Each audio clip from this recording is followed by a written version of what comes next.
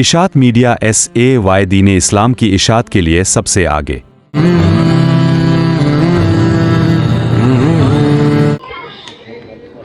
بسم اللہ الرحمن الرحیم الحمدللہ کفات والصلاة والسلام علی عباد الذین اصطفى اما بعد فاعوذ باللہ من الشیطان الرجیم بسم اللہ الرحمن الرحیم انا ھذا امتکم امۃ واحدہ۔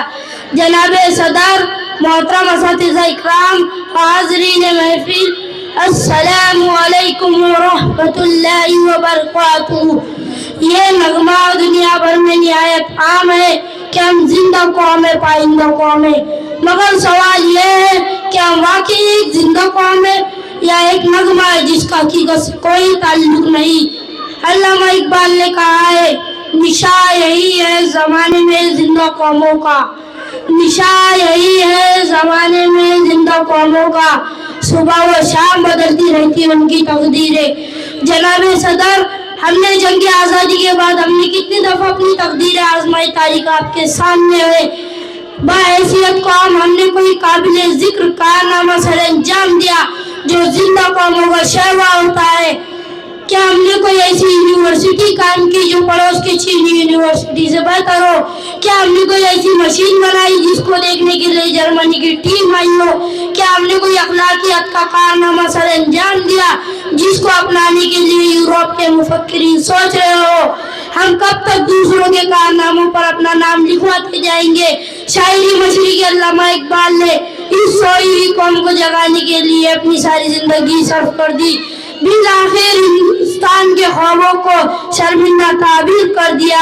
مگر یہ بدقسمتی دیکھو، یہ قوم یہ آ کر پھر سو گئی، اسے نہ اپنی خبر ہے اور نہ کسی اور کی۔ اس قوم کو اب مہنگائی، بدامنی، بے روزگاری تنگ کرتی ہے، نہ کہ سیلاب اور آج سے۔ حاضرین محفل، غربت کو ہم خدا کی مرضی سمجھ لیتے ہیں، حالانکہ حضور صلی اللہ علیہ وسلم نے ارشاد فرمایا، فقر کفر تک پہنچا دیتا ہے، تو بھلا کفر خدا کی مرضی کیسے ہو سکتی ہے؟ کریکشن اور رشوت خوری کو ہم نظر انداز کر دیتے ہیں، ہم پورے سال سیاست دانوں کو گالیاں دیتے ہیں اور الیکشن پر ووٹ بھی نہیں ڈالتے۔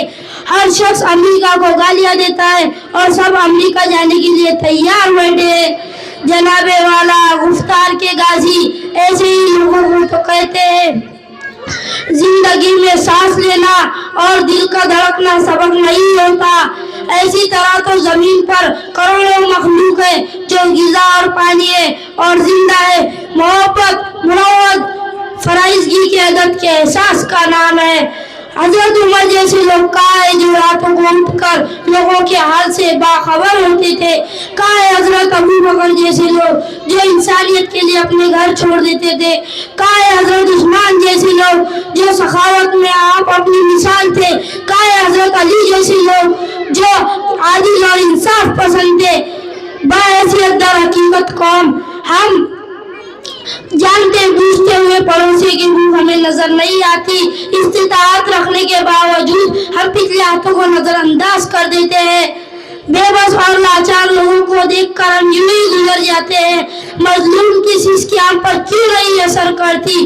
کیونکہ ہم ایک زندہ قوم میں مردہ اخلاقیات والی، دوسروں کو تکالیف میں ڈال کر اپنی دنیا میں مست رہنا کہ جینا اسی کا نام ہے۔ اگر ایسا ہے تو ہمیں خوش ہونا چاہیے کیونکہ ہم ایک زندہ قوم ہیں۔